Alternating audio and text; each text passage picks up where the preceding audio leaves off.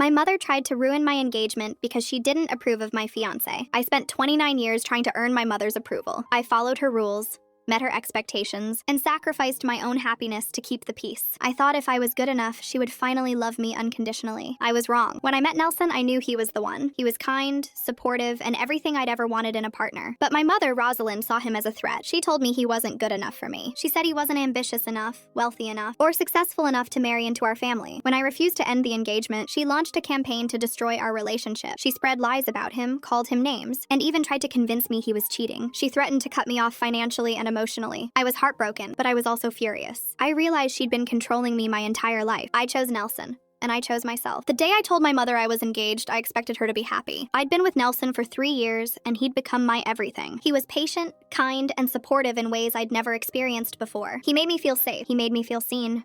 "Mom, I have news," I said, my voice trembling with excitement. "Nelson and I are getting married." There was a long pause on the other end of the line. When my mother finally spoke, her voice was cold. "Married? To him?" I felt my heart sink. "Yes, Mom, to him. I love him." "Alicia, you can't be serious. He's not good enough for you. He's not ambitious enough. He's not wealthy enough. He's not—" "Mom, stop," I said, my voice rising. "I love him. He loves me. That's all that matters." "It's not all that matters," she said, her voice sharpening. "You're throwing your life away. You're settling for someone who will never be able to give you the life you deserve." I hung up the phone, my hand shaking. I'd known she wouldn't approve. She'd never approved of anyone I'd dated, but I'd hoped that this time would be different. I'd hoped that seeing how happy Nelson made me would change her mind. I was wrong. Over the next few weeks, my mother's campaign against Nelson intensified. She'd call me multiple times a day, listing his flaws, comparing him to my ex-boyfriends, and telling me I was making a terrible mistake. "I'm just looking out for you," she'd say. "I don't want you to end up like me." I knew she meant it, but I also knew she was wrong. Then she escalated. She started spreading rumors about Nelson to our family and friends. She told them he was controlling and manipulative. She told them he was only interested in my money. She even told my aunt that he'd been seen with another woman. I was furious. I confronted her, my voice shaking with rage. "Mom, you're lying about him. You're spreading rumors. You're trying to destroy my relationship." "I'm trying to protect you," she said, her voice dripping with false concern. "You're too blinded by love to see what he really is." "I see exactly what he is," I said. "He's a good man, and he loves me. Why can't you just be happy for me?" "I can't be happy for you when you're making the biggest mistake of your life," she said. I walked away from her that day, my heart heavy. I'd spent my entire life trying to earn her approval. I'd followed her rules, met her expectations, and sacrificed my own happiness to keep the peace. But I was done. I was done trying to please someone who would never be satisfied. I called Nelson, my voice shaking. "My mother is trying to ruin us." "Your mother is trying to control you," he said gently, "and she's losing. That's why she's acting out." "I don't know what to do," I said. "I've never stood up to her before." "It's okay," he said. "We'll figure this out together. You're not alone anymore." I felt tears stream down my face. He was right. I wasn't alone. I had him, and that was enough. My mother didn't give up. She called my sister, Helena, and convinced her to try to talk some sense into me. Helena called me, her voice hesitant. "Alicia, I know Mom can be a lot, but she's really worried about you." "She's worried about losing control," I said. "That's all she cares about." "Maybe," Helena admitted, "but she's still our mother." "She's toxic," I said, "and I'm done pretending she's not." Helena was quiet for a long moment. When she spoke again, her voice was softer. "I understand. I really do. I felt the same way. I don't know how to break free either." "One day," I said, "one day we'll both be free." A few weeks later, my mother made her final move. She threatened to cut me off financially if I went through with the wedding. She'd been helping me with my student loans, and she knew how much I relied on her support. "If you marry him, I'm done," she said. "I won't give you another cent." I felt the world tilt beneath me. She was using money to control me.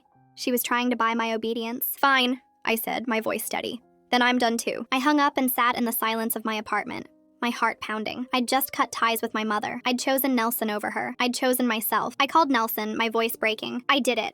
I told her I'm done." "I'm so proud of you," he said. "You did the right thing." "I'm scared," I admitted.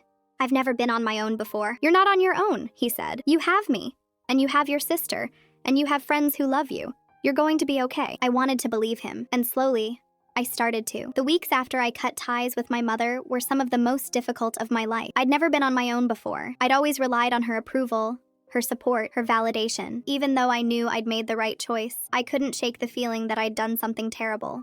Nelson was my rock. He held me when I cried, listened when I raged, and never once told me I'd made a mistake. He reminded me every day that I was strong, that I was worthy, that I deserved to be happy. "You've been conditioned to believe that your mother's love is conditional," he said one evening, "but it's not love, it's control.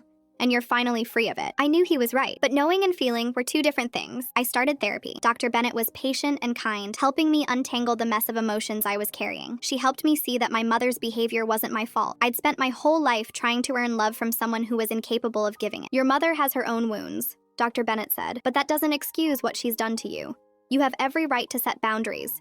You have every right to protect yourself. I started to believe her. I also started to rebuild my life. I took on extra freelance work to make up for the financial support I'd lost. It was exhausting, but it was also empowering. I was supporting myself. I was proving to myself that I didn't need her. My sister Helena was my lifeline. She'd always been caught between me and our mother, but she was finally starting to see the truth. Mom called me, she said one afternoon.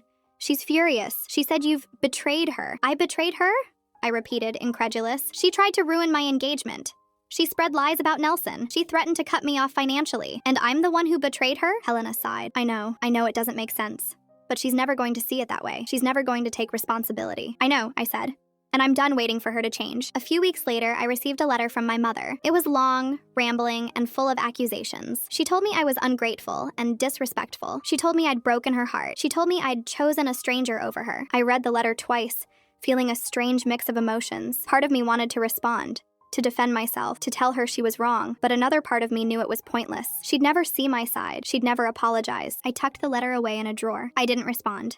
I didn't need to. The wedding planning continued. Nelson and I decided to have a small ceremony, just close friends and family. My mother wasn't invited. It was a painful decision, but I knew it was the right one. She would only bring chaos and negativity to what was supposed to be the happiest day of my life. Helena agreed to be my maid of honor. She was nervous about the fallout, but she was also determined to support me. You're my sister, she said.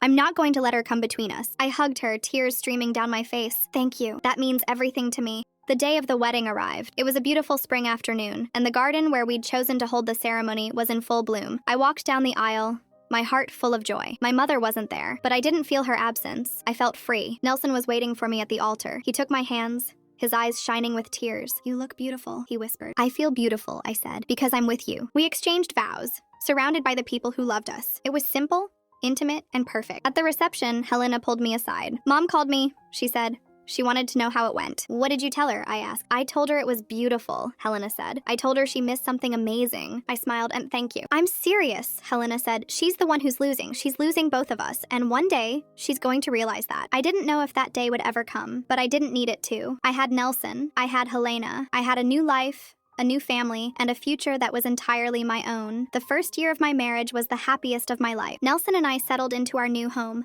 A small but cozy apartment filled with light and laughter. We cooked together, decorated together, and dreamed about our future together. I felt like I was finally living the life I was meant to live, but the shadow of my mother still lingered. She'd stopped calling, stopped writing, but I could feel her presence in the silence. I'd spent so many years trying to earn her approval that I didn't know how to exist without her judgment. It took time, but slowly, I started to let go. I continued my therapy. Dr. Bennett helped me understand that my mother's behavior wasn't about me. It was about her own fears, her own insecurities, her own inability to love unconditionally. Your mother's love was conditional, Dr. Bennett said, but that doesn't mean you're unlovable. It means she was incapable of giving you what you deserve. I started to believe that. I started to believe that I was worthy of love, not because I'd earned it, but because I existed. I also started to reconnect with my extended family. My aunts, uncles, and cousins had always been close to my mother, but they'd never been part of her campaign against me. They reached out, one by one, offering their support. Alicia, we know your mother can be difficult, my Aunt Margaret said, but we've always loved you, and we're so proud of the woman you've become. I felt tears stream down my face. Thank you,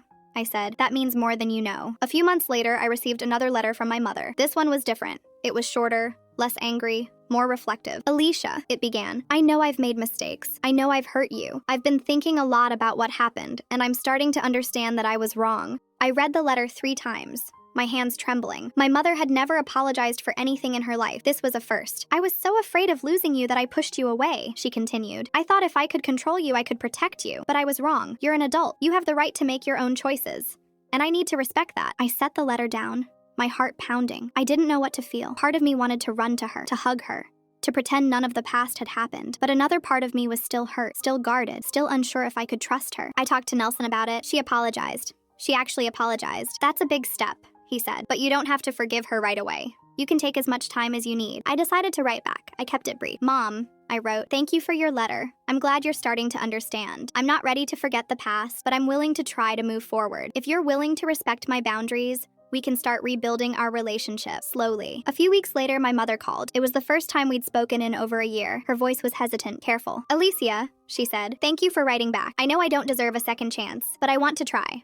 I want to be better. Thank you, I said. That's all I've ever wanted. We talked for an hour. It was awkward and painful at times, but it was also hopeful. She told me about her therapy, about the things she'd learned about herself. She told me she was finally starting to understand how deeply she'd hurt me. I don't want to be that person anymore, she said. I want to be someone you can be proud of. I didn't tell her I'd always been proud of her.